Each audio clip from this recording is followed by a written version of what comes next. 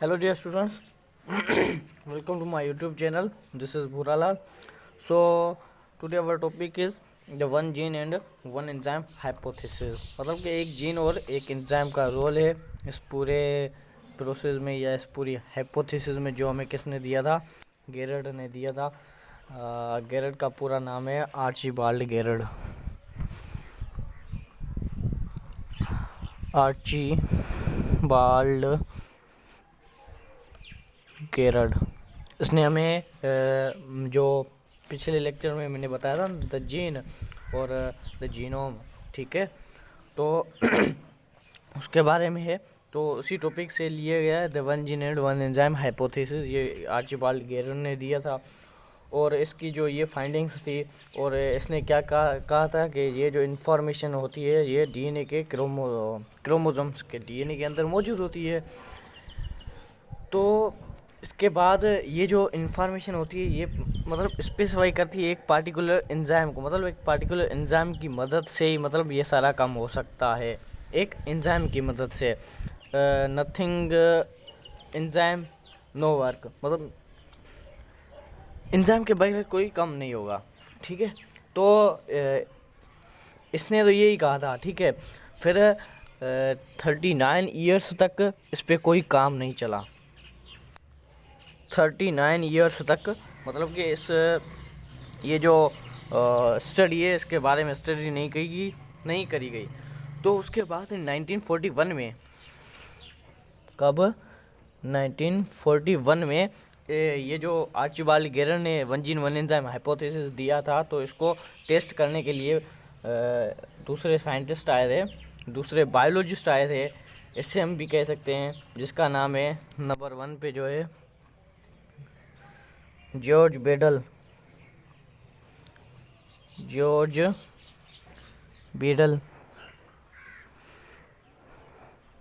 और दूसरा नाम है द एडवर्ड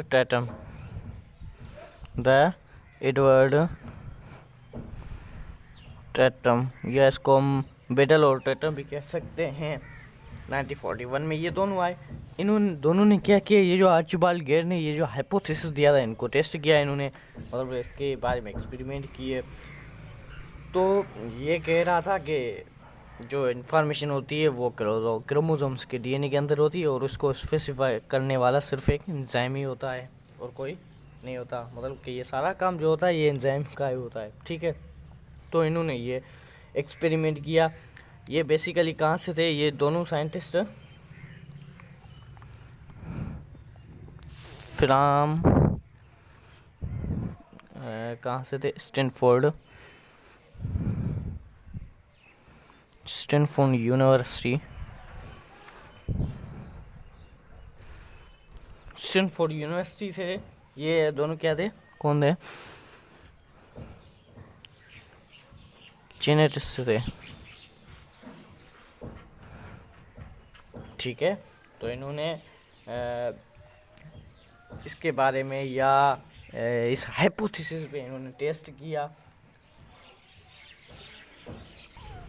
उसके बाद ये क्या करते हैं, ये जो बेडल और टैटम है इन्होंने क्या डेलिबरेटली सेटअप किया, मतलब कि डेलिबरेटली सेट किया मेंडेलियन जो म्यूचुएशंस थे। म्यूचुएशंस क्या होता है कि ये जो द चेंज इन जीन होती है उसको हम कहते हैं म्यूचुएशंस, ठीक है। उस मेंडेलियन म्यूचुएशंस जो क्रोमोसोम्स के अंदर होती है उसको डेलिबरेटली सेट आउट किया, और उन्होंने उस म्यूचुएशन के बारे में जो ऑर्गेनिज्म के अंदर होती है, ठीक है, उस म्यूचुएशन का अफेक्ट पड़ा, उन्होंने उस अफेक्ट पे स्टडी की, ठीक है। तो अब चलते हैं इनके एक्सपेरिमेंट के, किसके? जॉर्ज बेडल एंड टैटम के एक्सपेरिमेंट पे। इन्होंने या क्या किया था इस एक्सपेरिमेंट पे? सबसे पहले इन्होंने एक चूज़ किया, एक फंजाई, ठीक है, क्या? एक फंजाई जिसका नाम है न्यूरोस्पोरा।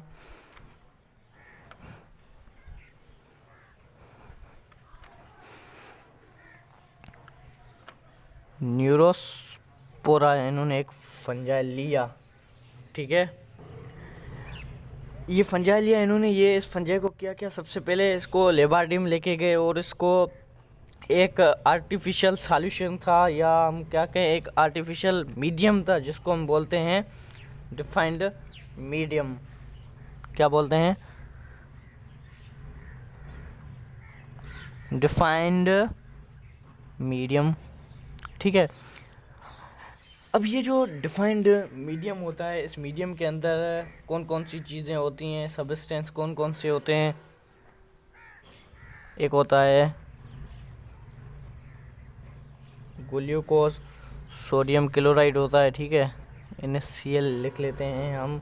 उसके बाद इसके अंदर वाटर, ठीक है, साल्ट तो हमने लिख लिया, सोडियम क्लोराइड, और बस ये चीज़ें होती हैं, ठीक है। और समहाउ इसके अंदर यीस्ट भी होते हैं, ठीक है, ठीक है। ये चीज़ें होती है एक डिफाइंड मीडियम में, ठीक है। सबसे पहले इन्होंने एक फंजाई लिया, द फंजाई न्यूरोस्पोरा, ठीक है।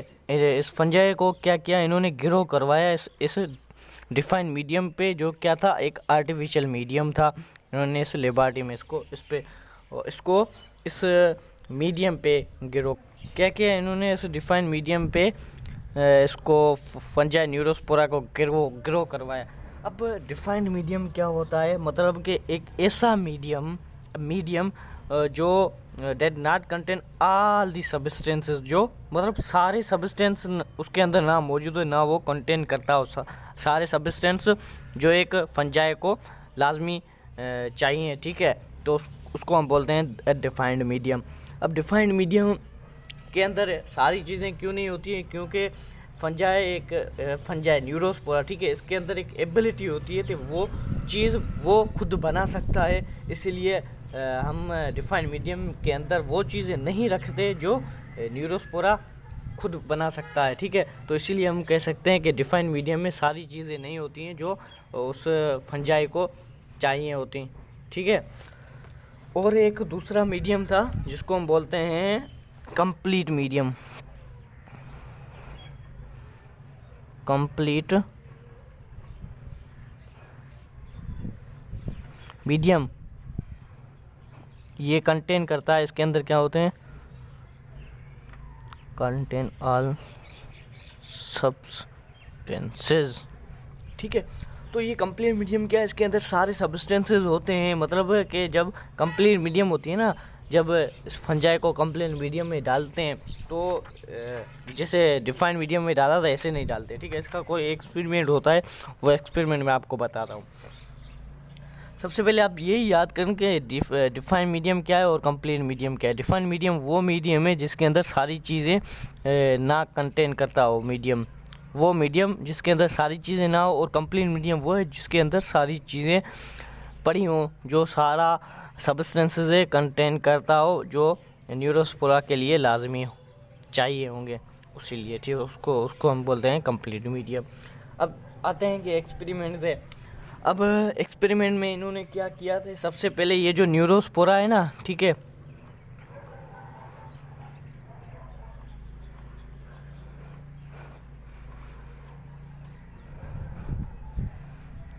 ग्रो ऑन डिफाइंड मीडियम, कौन से मीडियम में, डिफाइंड मीडियम में इन्होंने इसको ग्रो करवाया। मतलब कि जिसके अंदर वो सारी चीज़ें नहीं हो जो एक न्यूरोस्पोरा को लाजमी चाहिए। तो सबसे पहले इन्होंने क्या किया, इस डिफाइंड मीडियम पे ग्रो करवाया, तो ये ग्रो हो गया, मतलब कि इसकी ग्रोथ हुई, ये बड़ा हुआ, इसका मास बड़ा हुआ, इसकी लेंथ बड़ी हुई, ठीक है। मतलब कि इसकी टोटली जो चीज़ें हैं वो मतलब बढ़ गई जब इसको डिफाइंड मीडियम में डाला गया। उसके बाद सपोज़ करें ये हमने लिया है, इसके अंदर हम डालते हैं न्यूरोस्पोरा, और इसके अंदर एक सॉल्यूशन है जिसको हम क्या बोलते हैं, डिफाइंड मीडियम है। सर डिफाइंड मीडियम के अंदर हमने क्या डाला, इस न्यूरोस्पोरा को डाला, तो ये इसने ग्रोथ की, मतलब कि ये बड़ा हुआ, ठीक है, इसका मास बढ़ा। अब इसके अंदर जो स्पोर्स मौजूद थे, ठीक है, कुछ स्पोर्स लिए इन्होंने। सबसे पहले इन्होंने सेकंड स्टेप में इन्होंने क्या किया, इसके अंदर जो स्पोर्स थे, मतलब कि ये जब ग्रो किया इसने न्यूरोस्पोरा ने, तो इसके अंदर जो ग्रो स्पोर्स थे उस स्पोर्स को लिए इन्होंने। सपोज करें ये स्पोर्स लिए इन्होंने, ठीक है। और इस स्पोर्स को क्या किया, एक्सरेज दिए।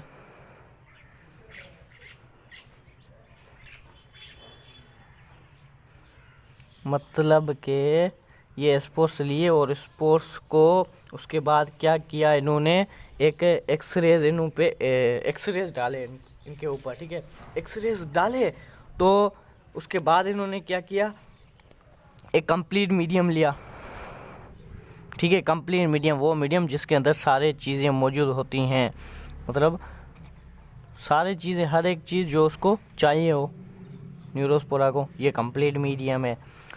तो जब इसके अंदर भी डाला इन्होंने तो ये ग्रो करना शुरू हो गया। क्या ग्रो होना शुरू हो गया, न्यूरोस्पोरा ग्रो हो गया। अब बात करते हैं ये क्या है, एक कंप्लीट मीडियम है, ठीक है, और ये डिफाइंड मीडियम, ये कंप्लीट मीडियम, ठीक है।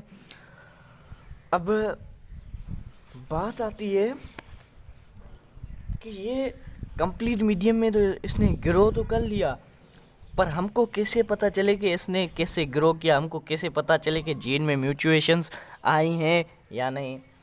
अब इस बात को पढ़ने के लिए या इस बात को सही साबित करने के लिए, इस बात को प्रूफ करने के लिए कि जीन के अंदर म्यूटेशंस होती हैं या नहीं, या जीन के अंदर और डीएनए के अंदर इंफॉर्मेशन होती है या नहीं, तो इन्होंने क्या किया, इसके अंदर से जो स्पोर्स थे, ठीक है, उसका एक स्पोर्स लिया। सपोज करें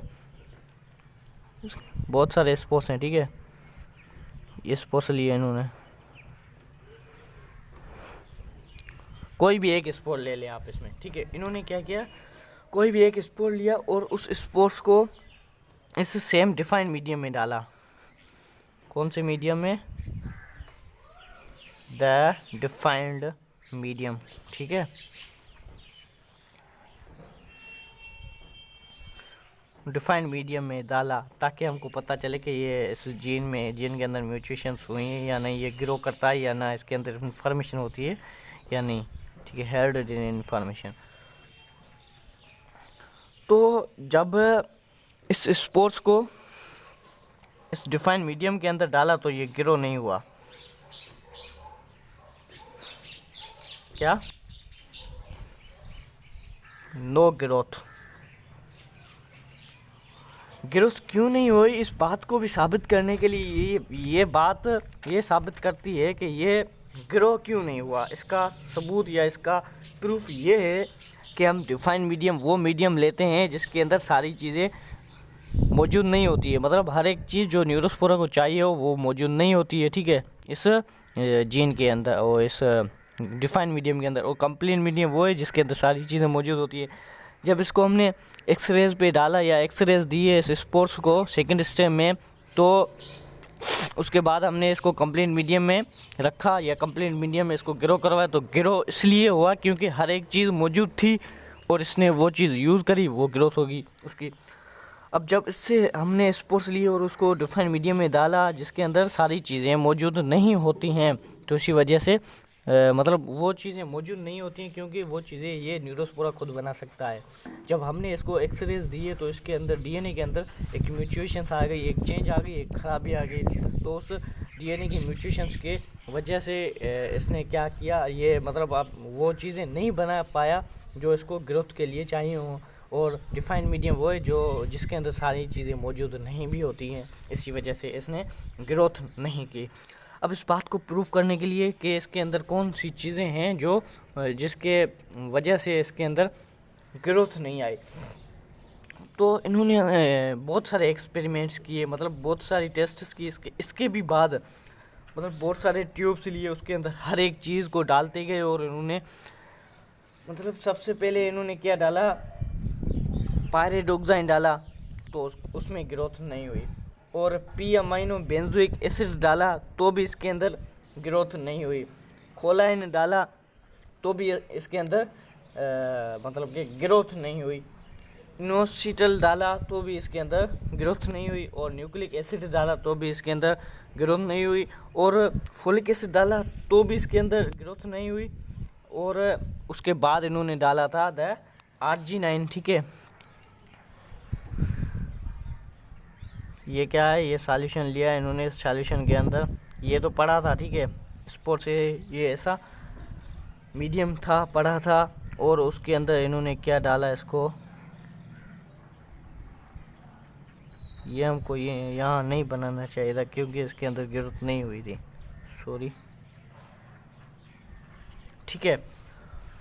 क्या डाला, RG9, RG मतलब कि RG9 की वजह से ये ग्रोथ कर रहा था। जब हम इसको एक्सरेज दिए तो इसके अंदर RG9 शायद ब्रेक्स हो गया, टूट गया, तो उसके बाद इसकी ग्रोथ नहीं हुई। जब हमने RG9 डाला इस मीडियम के अंदर तो ये ग्रो हो गया, मतलब कि इसने ग्रोथ कर ली जब हमने RG9 डाला। तो इस बात से ये प्रूफ होता है कि जब हमने एक्सरेज दिए तो ये टूट गया था, ये ब्रेक हो गया था, ठीक है। उसके बाद DNA में ये एबिलिटी नहीं रही कि वो खुद को ग्रोथ करवाए या खुद को ग्रो करा सके, तो इसी वजह से ये ग्रो नहीं हो सका, क्योंकि वो चीज़ उसके अंदर, मतलब पहले तो एबिलिटी थी, जब हमने उसको एक्सरेज दिए तो उसकी एबिलिटी सारी टूट गई थी। वो शे जो उसके अंदर, वो चीज़ें जो उसके अंदर मौजूद नहीं थी, ठीक है, मौजूद थी पर एक्सरेज के बाद वो टूट गई थी, उसकी वजह से वो खुद बना नहीं सका। और इस एक्सपेरिमेंट से इन्होंने 3 म्यूटेंट भी लिए। अब सबसे पहले ये देखो, जीन के अंदर जो चेंजेस आती है ना, इसको हम बोलते हैं mutation. The change in any gene is called mutation. Mutation मतलब किसी भी जीन में जब कोई भी तब्दीली आए, जब इसके अंदर तब्दीली आई थी, कैसी तब्दीली, जब RG9 टूट गया था तो ये खुद को ग्रो नहीं करवा सका डिफाइंड मीडियम में। जब RG9 डाला तो ये इसने अपने आप को खुद को ग्रो करवा दिया। ये हो गई जीन के अंदर चेंज, इसको हम बोलते हैं म्यूचुएशन। अब ये म्यूचुएशन जिस ऑर्गेनिज्म के अंदर प्रेजेंट होती है उसको हम बोलते हैं म्यूटेंट। इससे बोले the mutation present in an organism then this is called mutant। तो हम उस ऑर्गेनिज्म को क्या बोलेंगे, म्यूटेंट, जिसके अंदर म्यूचुएशन है, मतलब जीन के अंदर चेंजिंग्स आई हैं, जीन के अंदर यानी चेंज हुई है, तो उसको हम बोलेंगे वो क्या है, म्यूटेंट है। अब इस बात को भी प्रूफ करने के लिए इनके अंदर जब इन्होंने RG9 डाला, ठीक है, तो उसके बाद इन्होंने 3 चीज़ें देखी, मतलब कि 3 म्यूटेंट देखे। सबसे पहला वाला म्यूटेंट था जिसको हम बोलते हैं, जब उसके अंदर हम ऑर्निथाइन डालेंगे या सिट्रोसाइन डालेंगे या RG9 डालेंगे उस मिनिमल मीडियम के अंदर, मिनिमल मीडियम जिस डिफाइन मीडियम को भी कहते हैं, मिनिमल मीडियम, ठीक है, इसका दूसरा नाम है मिनिमल मीडियम। मिनिमल मीडियम के अंदर जब हम ऑर्निथाइन डालेंगे या सिट्रुलाइन डालेंगे या RG9 डालेंगे तो वो ग्रो कर सकेगा। इसको हम क्या बोलते हैं, म्यूटेंट 1। म्यूटेंट 1 ऑर्निथाइन, सिट्रुलाइन और RG9 डालेंगे तो ये क्या होगा, ग्रो होगा। और म्यूटेंट 2 जिसके अंदर हम क्या डालेंगे, सिट्रुलाइन डालेंगे और आर्निलाइन डालेंगे तो उसके अंदर क्या होगा, ग्रो होगा। और ये म्यूटेंट 2 और म्यूटेंट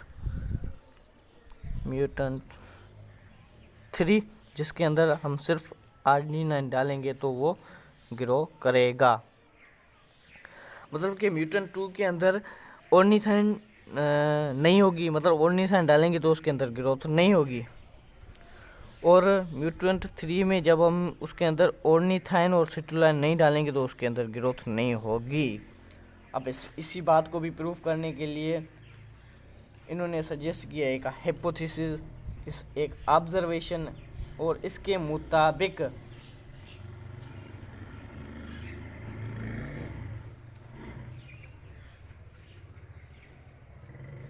अब हम बात करते हैं कि ये आर्जिनाइन कैसे बनता है।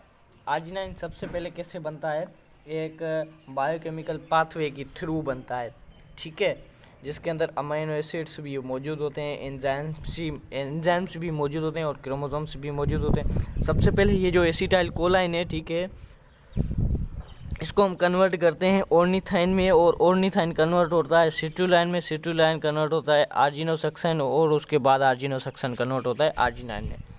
ये अपने आप नहीं कन्वर्ट होते हैं, इसके अंदर जो एंजाइम्स होते हैं उन एंजाइम्स से रिएक्शन होता है, तो ये क्या होते हैं, हम बोले हैं एक चीज़ से दूसरी चीज़ में कन्वर्ट होते हैं मतलब कि एसिटाइल कोलाइन ये कन्वर्ट होता है ऑर्थिनाइन में एक एंजाइम्स की मदद से, ठीक है, ये एंजाइम्स मौजूद होगा यहाँ, उसको हम उसकी मदद से ऑर्निथाइन में कन्वर्ट होगा, और ऑर्निथाइन कन्वर्ट होगा सिट्रुलाइन में एंजाइम्स की मदद से, और सिट्रुलाइन कन्वर्ट होगा आर्जिनाइन में या आर्जिनोसक्साइन में एक एंजाइम्स की मदद से, और आर्जिनोसक्साइन कन्वर्ट होगा आर्जिनाइन में एक एंजाइम्स की मदद से। मतलब कि इसके अंदर जब आर्जिनाइन बन रहा है तो उसके अंदर भी एंजाइम्स चाहिए हो, और पीछे भी हम पढ़ के आए हैं उसमें भी एंजाइम्स चाहिए हो, तो मतलब ये सारा प्रोसेस जो है ये एंजाइम्स के थ्रू हो रहा है। अब हम कुछ एंजाइम्स के बारे में भी पढ़ लें।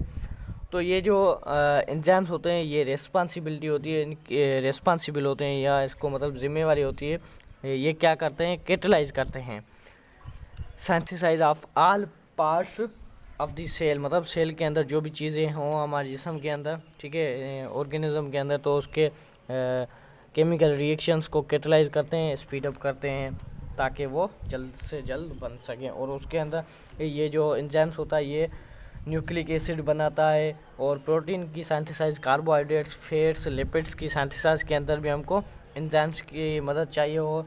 और ये एक बात होगी है, मतलब कहते हैं कि हमारे जो बाल होते हैं, बाल से लेके हमारे पैर के नाखून तक, पैर के नेल तक सारे एंजाइम्स मौजूद हैं, ठीक है। तो उसके बाद by specifying your enzyme DNA specifies you, ये एक बहुत अच्छी बात कही है इन्होंने, मतलब कि जब हम एंजाइम को स्पेसिफाई करते हैं तो हमारा डीएनए भी डीएनए स्पेसिफाइज यू, मतलब डीएनए स्पेसिफाइज कर लेगा आपको। जब हम किसको, एंजाइम्स को स्पेसिफाई कर लें तो डीएनए हमको भी स्पेसिफाई कर लेगा। Thank you.